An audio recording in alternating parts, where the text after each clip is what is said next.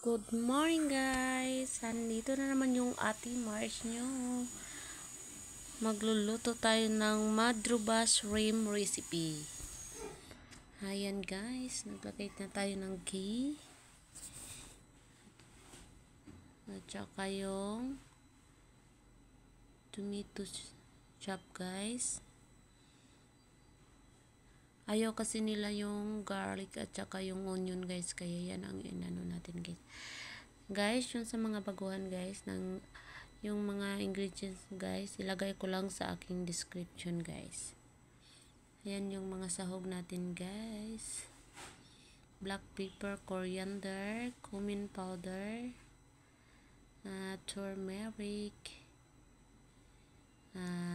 kabsa spices, then pineal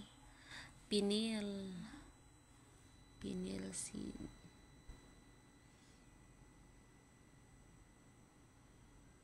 Ayan guys, maglagay na tayo. I-mix na natin yung mga guys, spices. Kung ilang scoop, ilang kutsara guys, ilagay ko lang sa aking description guys. So, sa mga baguhan dyan, na tulad ko, may makikita kayo guys, kung ilang nilalagay ko dyan guys. Daming proseso ng pagluluto dito guys, sa atin sa Pinas guys, at asin at saka bitsin lang guys, okay na. Dito ang dami. Yung isang lutuan, ang daming proseso guys. Ayan, tapos yung shrimp natin guys, ano natin yun guys? Yung iba biniblend ko guys.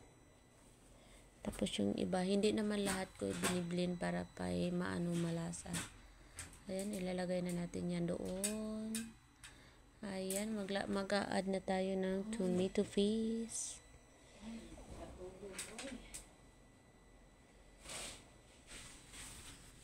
Ayan, kailangan lang nato siyang ihalo-halo guys. Ihalo-halo ng mabuti. Mag-a-add na tayo ng bell pepper.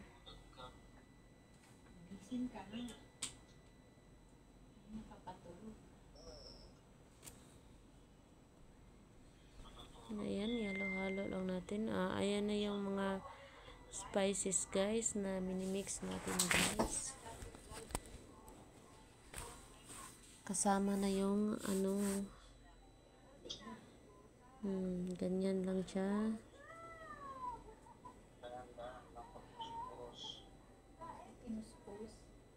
Ayan na yung shrimp guys na binibili natin. Ang dami guys.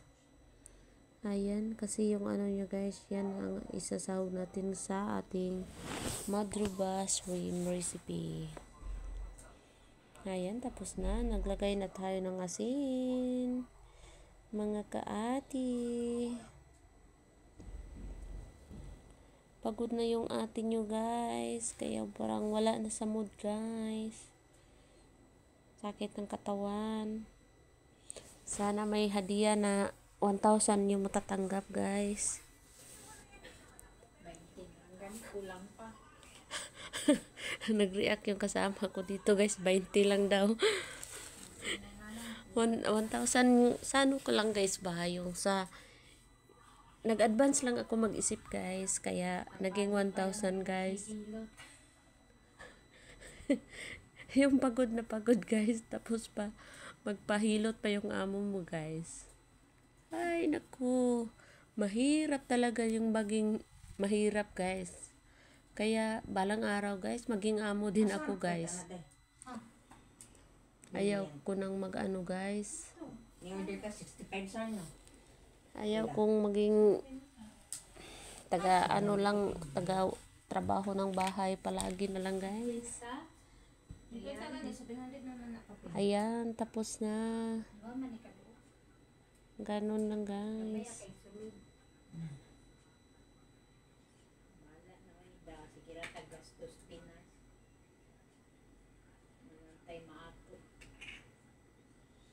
Ganun guys. Kailangan natin siyang ihalo-halo guys. Ihalo-halo natin siyang mabuti. Tapos yung pag-uwi ko sa Pilipinas guys, ang laki-laki na ng braso ko guys. Iwan ko na lang. Tapos maglagay na tayo ng parsley guys. Tapos na yan. Ready to serve na guys. Ayan. Okay. Tapos na yung ano natin guys, madruba recipe. So, thank you for watching guys. Sa uulitin. Maraming salamat.